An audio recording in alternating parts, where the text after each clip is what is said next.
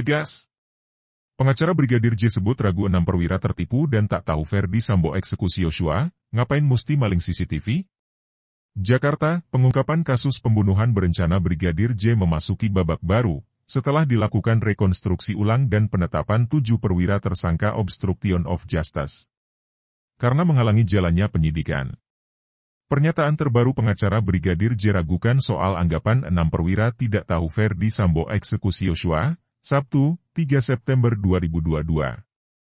Mantan Kadif Propam Irjen Ferdi Sambo kembali ditetapkan menjadi tersangka, kali ini ia ditetapkan jadi tersangka untuk kasus menghalang-halangi penyidikan atau obstruction of justice dalam penyidikan kasus pembunuhan berencana Brigpol Nofriansyah Yosua Huta Barat atau Brigadir J.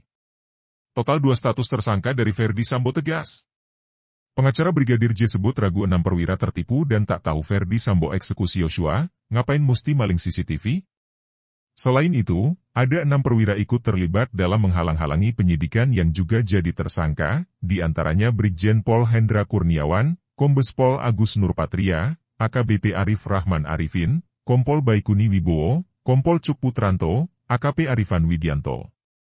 Martin Lukas Simanjuntak, pengacara keluarga Brigadir J hadir sebagai narasumber di acara Apa Kabar Indonesia Malam TV One untuk mengemukakan pendapatnya soal munculnya pernyataan bahwa ke-6 perwira tidak tahu akar kasus pembunuhan Brigadir J yang melibatkan Ferdi Sambo di balik dalang utama. Hal itu pun ditanyakan kepada Martin soal bagaimana jika ke-6 tersangka obstruction of justice tidak mengetahui. Selain itu, ada 6 perwira ikut terlibat dalam menghalang-halangi penyidikan yang juga jadi tersangka, di antaranya Brigjen Pol Hendra Kurniawan, Kombes Pol Agus Nurpatria, AKBP Arif Rahman Arifin, Kompol Baikuni Wibowo, Kompol Cuk Putranto, AKP Arifan Widianto. Martin Lukas Simanjuntak, pengacara keluarga Brigadir J hadir sebagai narasumber di acara Apa Kabar Indonesia Malam TV One untuk mengemukakan pendapatnya soal munculnya pernyataan bahwa ke-6 perwira tidak tahu akar kasus pembunuhan Brigadir J yang melibatkan Ferdi Sambo di balik dalang utama. Hal itu pun ditanyakan kepada Martin soal bagaimana jika ke-6 tersangka obstruction of justice tidak mengetahui. Bahkan merasa tertipu karena mengikuti skenario Ferdi Sambo hingga terseret dalam kasus pembunuhan bencana Brigadir J. Ketika berbicara apa keahlian badut tentunya menghibur orang, sama halnya dengan polisi, apa keahlian polisi? Saya yakin dengan mereka ini background-nya rata-rata dari reserse, ucapnya di Apa Kabar Indonesia Malam, Jumat, 2 September 2022. Apa itu reserse? Tugasnya adalah untuk menyelidiki dan menyidik suatu tindak pidana kejahatan, lanjutnya. Martin mengungkapkan bahwa jika ada perintah dari atasannya, tentunya ada sensitivitas penyidikan dari keilmuan kepolisian mereka punya dan bisa menalar sendiri. Kalau benar, ngapain gua musti bersih-bersih TKP, ngapain gua musti maling CCTV, ngapain disuruh meretas, gitu, ujarnya. Tim pengacara Brigadir J mempertegas hal itu masih sebatas berbicara tentang standar mengenai keahlian kepolisian. Jadi ketika mereka memilih untuk mempercayai perintahnya Sambo, sudah pasti mereka memiliki keyakinan sebenarnya bahwa memang patut diduga ada rancangan jahat di situ.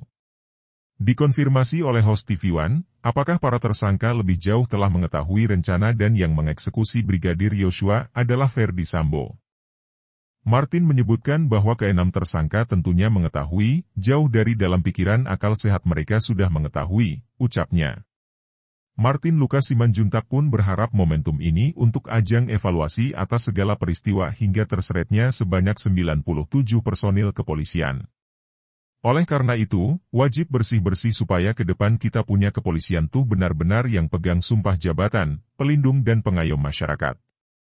Kita butuh polisi yang baik, humanis supaya negara ini bisa tertib. Mari kita dukung Polri untuk bertindak tegas dalam hal ini, tutupnya. Sementara itu, ke-7 perwira Polri diduga melanggar pasal 49 Yungto pasal 33 dan atau pasal 48 ayat 1, Yungto pasal 32 ayat 1, UITE dan atau pasal 221 ayat 1, kedua dan 223 KUHP Yungto pasal 55 KUHP dan atau pasal 56 KUHP. Ferdi Sambo akui beri perintah kepada Hendra Kurniawan dan Agus Nurpatria. Beredar surat yang menyatakan bahwa Ferdi Sambo bertanggung jawab atas tindakan BJP Hendra Kurniawan dan KBP Agus Nurpatria mengamankan CCTV di pos Satpam di Rumah Dinas Duren 3, Jakarta Selatan. Dalam surat tersebut Sambo mengaku bahwa tindakan yang dilakukan mereka atas perintah dirinya. Hal ini dilakukan Sambo sesuai dengan prosedur yang diatur dalam Perkap Nomor 1 Tahun 2015 tentang SOP penyelidikan.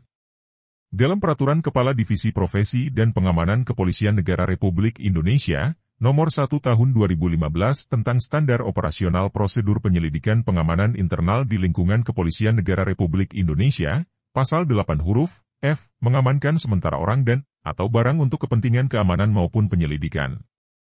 Lebih lanjut dalam surat tersebut, selain menegaskan tidak ada keterlibatan BJP Hendra Kurniawan dan KBP Agus Nurpatria, Ferdi Sambo meminta jangan sampai penyidik memproses hukum orang yang tidak bersalah. Ferdi Sambo juga mengingatkan bahwa dua orang tersebut adalah aset sumber daya manusia Polri, yang sudah lama bertugas di Biro Paminal Div Propam Polri, PUT CHMIND.